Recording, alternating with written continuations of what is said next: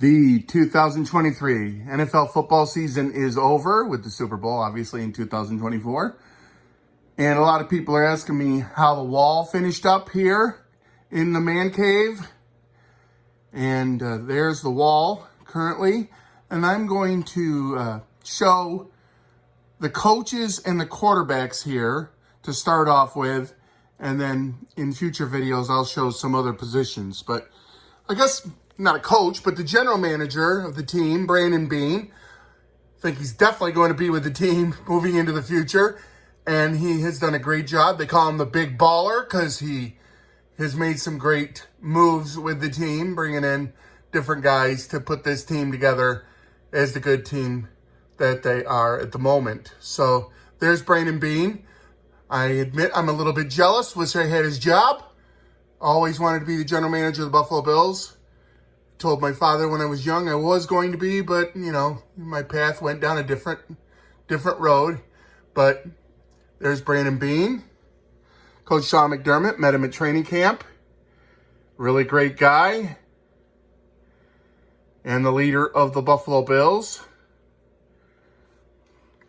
Then defensive line coach, I believe he was the assistant defensive coach this year, Eric Washington.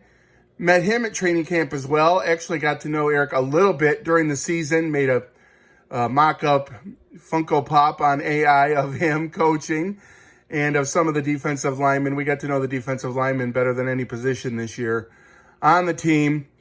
Sadly, though, after the season was over, Eric Washington moved on to the Chicago Bears, and he is going to be their defensive coordinator. And that's too bad because I really liked Eric Washington. I know some people, for some reason, you know, have their reasons they didn't like him, but I really, really liked Eric Washington. I was proud to have him on the team, and I'm going to miss him being part of the team. Then Rob Boras is our tight ends coach, and he's got a couple of the best tight ends with Dawson Knox, my boy. That's my guy, Dawson Knox. Love Dawson. And, of course, Dalton Kincaid, the rookie who had a great year this year, and Quentin Morris on the tight end group. And I guess you could put Reggie Gilliam in there as well. But Rob always walks before practices and before games, gets those miles in and those steps in, I guess. And he works very, very hard during practices to make sure the tight ends are ready. And I think he did a fantastic job this year. That's why I wanted to make sure that I had his autograph. And then Coach Smiley, it's our special teams coach. And, you know, a lot of people, including myself, wondering if he should still be on the team, as he had a rough year this year. The special teams took a step back, in my opinion, as, you know, opening day, the punt return that was run back for a touchdown in overtime to end the game. And then the Denver Bronco game, too many players on the field on a field goal attempt that would have won the game. And then, you know, the punter had some trouble during the middle of the season, ended up finishing great.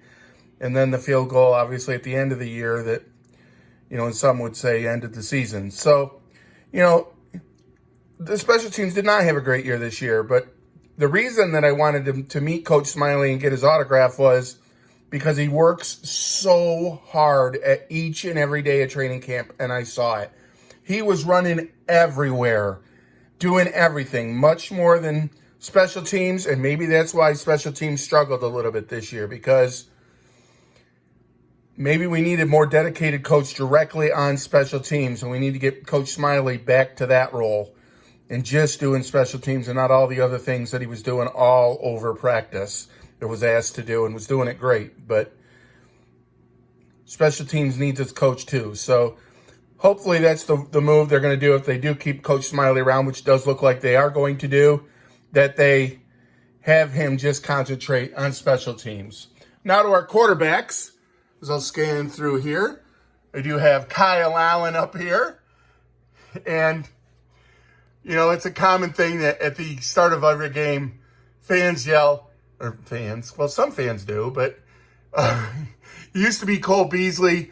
Now I think it might be Deion Dawkins, that after Josh says his speech before the game, they yell out, "I love you, Josh Allen."